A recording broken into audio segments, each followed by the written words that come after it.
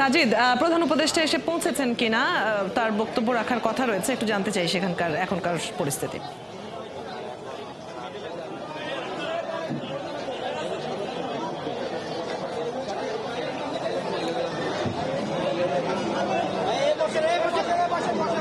হ্যাঁ, আমরা অদিতি তিনি এসে পৌঁছেছিলেন এবং তিনি এসে দেখে বের হয়েছেন, তবে তিনি আসলে গণমাধ্যমের সামনে কথা বলেননি। তবে আমরা দেখছি যে এখানে সর্বশেষ বিষয় নিয়ে, অর্থাৎ কবে দাফন করা হবে সেই বিষয়গুলো নিয়ে কথা বলবেন। এখানে উপদেষ্টা আছেন, একই সাথে প্রধান উপদেষ্টা যেহেতু বের হয়ে গিয়েছেন, প্রধান উপদেষ্টার প্রেস সচিব রয়েছেন শফিকুল আলম, তিনি আসলে গণমাধ্যমের সামনে সর্বশেষ বিষয়গুলো নিয়ে কথা।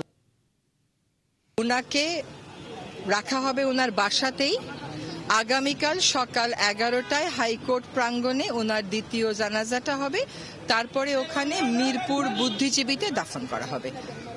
আপনাদের একটা জিনিস ক্লিয়ারিফাই করি, 7 নাম্বার মসজিদ ধানমন্ডি 7 নাম্বার মসজিদ বাদ এশা প্রথম ভাই আছে, আমাদের আসিফ আছে উপদেষ্টা, আরো অনেকে আছে এখানে, আমাদের আকিজ বশির ভাই আছে, আমরা সবাই এখান থেকে সরাসরি ধানমন্ডি 7 নাম্বার মসজিদে যাব।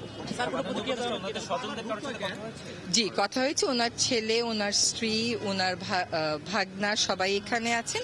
ওনার মেয়ে থাকে বিদেশে, সে ফিরবে, কিন্তু তার জন্য আগে কথা ছিল অপেক্ষা করা হবে, এখন আর অপেক্ষা করা হচ্ছে না। জি, দাফনটা আগামীকাল হচ্ছে, বাদ জোহর মিরপুর বুদ্ধিজীবীতে।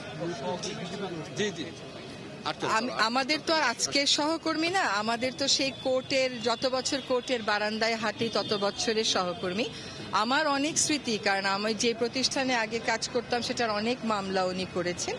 আমি মনে করি আইন অঙ্গনে এমন সজ্জন, বিদ্বান, ভদ্র, প্রাজ্ঞ একজন আইনজীবী খুঁজে পাওয়া আসলেই দুষ্কর। একটা হাসান আরিফ স্যারের মৃত্যু মানে হচ্ছে আইনজীবী হিসেবে একজন প্রতিষ্ঠান চলে যাওয়া।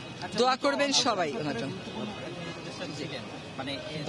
বাকিটা পরে, আজকে তো আপনাদের একটা কথা বলি, উনি উপদেষ্টা পরিষদের সদস্য হিসাবে আমাদের সবচেয়ে অ্যাক্টিভ, সবচেয়ে উদ্যোগী উপদেষ্টাদের একজন ছিলেন।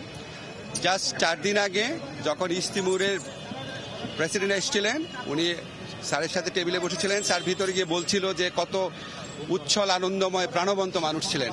আমাদের আজকে আর বেশি কিছু বলার নাই, আপনারা সবাই স্যারের জন্য দোয়া করবেন। উনি অত্যন্ত ভালো একজন মানুষ ছিলেন। ধন্যবাদ।